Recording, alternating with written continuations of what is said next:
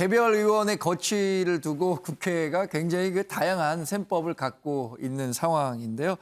이 윤희숙 의원 거취 못지않게 사실 더 뜨거운 문제는 잠시 수면 아래로 잦아드는가 싶던 언론중재법 관련한 소식입니다. 경향신문 살펴보면요. 이 언론중재법 처리를 두고 여야가 8명으로 된 협의체를 만들어서 9월 27일까지 합의안을 만들고 9월 27일에 본회의에서 처리한다는 방침을 밝혔었는데 근데 협의체가 이렇게 뜨기도 전에 여당에서는 무조건 상정하겠다라는 입장이고 야당에서는 합의안을 반드시 만들어야 상정할 수 있다라면서 충돌하고 있는 거죠. 이게 정말로 휴전 기간인 줄 알았는데 휴전이 아니라 오히려 더 확전이 되는 양상이에요. 김재섭 의원님. 이제 협의체라고 하는 것이 사실 합의를 하자는 거 아니겠습니까? 네. 근데 뭐 무조건 상정하자라고 할 것이면 사실 협의체를 뭐 하러 만들었는지 이제 의문이 당연히 들고요. 그 전에도 우리가 토론 기회가 충분히 있었거든요. 이게 사실 말하자면 언론중재법과 관련된 법안은 지난해 6월부터 민주당에서 여러 버전으로 사실 내놓은 안이 있고요. 한 16개 정도 된다고 합니다. 네. 물론 그렇게 됐지만은 결국에는 그런 과정에서 이제 충분히 수기가 있었다는 변명이 있을 수는 있어요. 지난해 6월부터 이 비슷한 법안들이 왔기 때문에. 다만 지금 올라와 있는 언론중재법, 지금 문제가 되고 있는 언론중재법은 새로운 안이거든요. 그거를 몇 개 통합을 하고 좀 버전을 달리해서 새로 만든 안이기 때문에 네. 실제로 토론할 수 있는 기회들이 굉장히 적었습니다. 그리고 문체위에서 논의되는 그 해당 상임위 문체위에서 논의된 것이 아니라 민주당 내에 있는 언론개혁 그 TF팀에서 사실 이 논의를 주도적으로 이끌어왔지 야당과의 합의는 전혀 없었습니다. 네. 그런 가운데서 문체위에서 이걸 상정을 했고 법사위에서도 사실 굉장히 새벽 4시에 긴급 처리를 한 거 아니겠습니까? 이렇게 토론 기회 자체를 너무 봉쇄해 놓으니까 이제라도 우리가 좀 토론을 제대로 해보자라고 해서 협의체를 띄운 것인데 네. 모든 조항에 대해서 양보할 수 없다. 특히 가장 문제가 됐던 고의중과실 추정 조항에 대해서도 양보할 생각이 없다고 한다 그러면 사실 협의체를 띄운 의미 자체가 없어지는 겁니다. 언론중재법이 가지는 어떤 이 언론중재법이 언론을 위축시킬 수 있는 가능성들을 고려해봤을 때 그것은 이제 헌법 가치를 훼손할 수 있는 가능성도 분명히 내포하고 있는 것이고요. 이 정도의 위중한 사항, 엄중한 사항이라고 하면 여야가 정말 치열하게 토론하고 국민들의 의사도 우리가 충분히 확인을 해가면서 공론장을 펼쳐야 될 문제가 분명히 있습니다. 네. 협의체라고 하는 것이 분명히 그런 목적을 위해서 띄워진 것이라고 하면 저는 당연히 합의안을 받아서 여당에서도 이에 대해서 일부 양보하고 토론하는 모습을 보여줘야지 협의체가 지금 뜨지도 않은 상황에서 벌써부터 강행하겠다, 무조건 상정하겠다라는 태도는 사실 옳지 않은 태도라고 저는 그렇게 생각합니다. 네. 언론법 8인 협의체를 구성했다는 소식 전해드렸었는데 매일경제 여야 언론법 8인 협의체가 출발부터 삐걱이고 있다고 보도하고 있습니다. 지금 여당에서는 김종민 민주당 의원 또 김용민 민주당 의원 2명을 이 협의체 위원으로 지명했고 국민의힘에서는 전주혜 의원과 최형두 의원을 협의체 위원으로 지명했습니다. 공교롭게도 모두 한 명은 언론인 출신, 한 명은 법조인 출신으로 구성이 돼 있고요. 나머지 4명 전문가들은 아직 구성이 되지 않고 있습니다.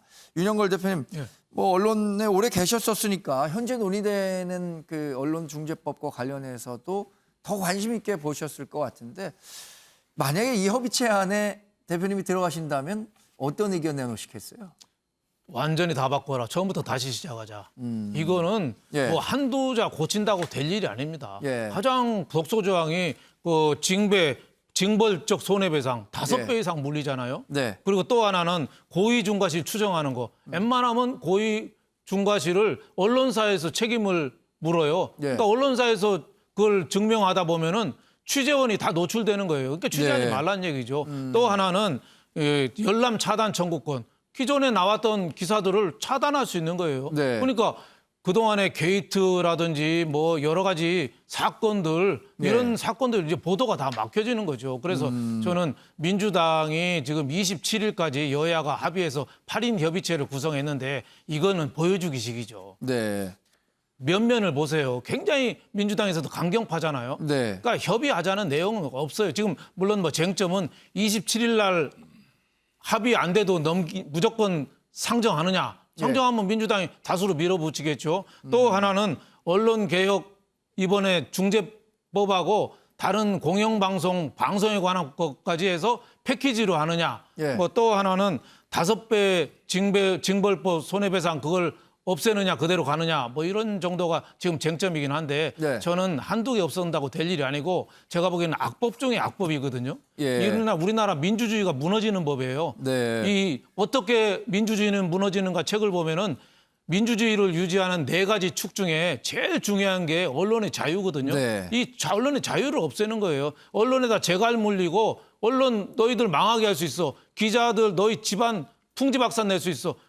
재갈하고 공갈 치는 거예요. 그래서 네. 저는 이 법은 한두 개 고친다고 될 일이 아니다. 그래서 저는 국민의힘이 협의하는 건 물론 협의는 해야죠. 네. 근데 제가 보기에는 원안에서 별로 안 고치고 흉내만 낼 가능성이 많기 때문에 국민의힘이 정말 제대로 좀 투쟁을 좀 해야 된다. 저는 머리 깎고 뭐 단식하고 이런 거는 하지 않더라도 국민들이 뭐가 독소조항인지 좀 모르잖아요. 네. 국제 언론단체에서도 지금 난리잖아요. 네. 한국 정부 해명하라고 지금 국경 없는 기자나 여러 단체에서도 이런 데서도 국제적으로 창피한 이런 법이 상정돼서 논의되고 있다는 자체가 저는 말이 네. 안 되고 야당이 좀 더 저는 가열차게 국민들로부터 홍보도 해야 되고 네. 또 투쟁도 극한 투쟁 아니고 피켓 시위나 알릴 수 있는 방법 많잖아요. 네, 네. 그런 거는 좀 적극적으로 좀 해야 된다 이런 생각이 듭니다. 말씀하신 것처럼 해외에 있는 유관 기관, 언론 관련 단체들도 이 언론중재법 처리에 대해서 우려의 목소리를 전달하고 있죠.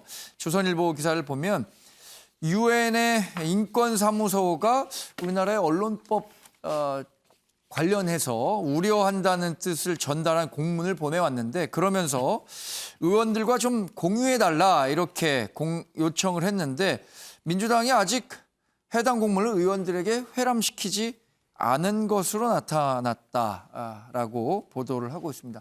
박창원 교수님, 우리 지금 윤영걸 대표님께서는 굉장히 강도 높게 언론중재법 이거 언론재갈법이다.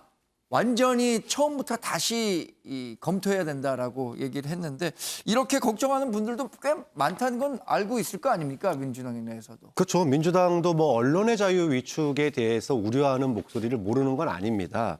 그런데 언론의 자유만큼이나 중요한 게 국민들의 기본권. 그러니까는 그동안에 소위 언론이 자유를 누리는 만큼 과연 언론이 책임을 졌느냐.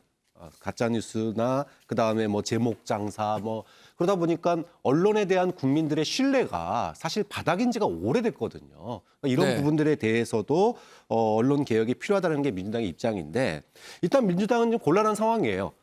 빈손으로 돌아갈 수는 없습니다. 여기서 예. 빈손 회고나는 순간 민주당은 그럼 애초에 이거 왜 시작했냐라고 하는 정말로 그 리더십의 붕괴가 일어날 수밖에 없기 때문에 네. 저는 9월 27일까지 어떤 식으로든지 결론 낼 수밖에 없다라고 보고 다만 지금 1라운드가 끝나고 지금 한 달 연기한 게 네. 중도층의 이탈, 여론 이제 악화 이게 부담스러웠던 거고 대선을 앞두고 네. 그다음에 또 하나는 청와대의 이제 부담 이 두 가지가 이제 가장 결정적인 이유였다고 보거든요. 자, 그렇게 본다면 지금 논란이 되고 있는 예를 들어 언론중재법 에서 징벌적 손해배상을 5배를 갖다가 다른 법률에 맞춰서 예를 들어 3배를 조정한다든지 또 취재원의 노출을 갖다가 최소화할 수 있는 장치를 마련한다든지 뭐 그다음에 열람 청구 차단 청구권 같은 경우에 조건을 엄격하게 한다든지 네. 이게 이제 어떤 사례하고 비슷하냐면은 중대산업재해 처벌법 이것이 원래 안은 굉장히 강경한 안이었는데 산업계가 굉장히 경제계가 우려하니까 예. 핵심 조항들 한두 개만 남겨놓고 사실은 다 이제 유보를 했거든요. 그렇게 본다면 지금 민주당의 선택은 결국은 중대산업재해처벌법에 준해서 핵심 조항은 지켜가되 몇 가지 논란이 되는 조항들을 고치는 선에서 결국은 9월 27일 합의되면 좋고 합의가 안 된다면 강행 돌파를 하는 이런 수순으로 가지 않을까 이렇게 전망합니다. 네. 여튼 언론중재법은 8월 임시국회에서 강행 처리하겠다던 민주당이 한 발 물러서면서 9월 27일까지 시간을 좀 벌어둔 셈인데 이 기간 동안에 여야가 또 각계 전문가들의 의견을 얼마나 종합해서 새로운 안을 도출해낼 수 있을지가 관건이 되고 있습니다.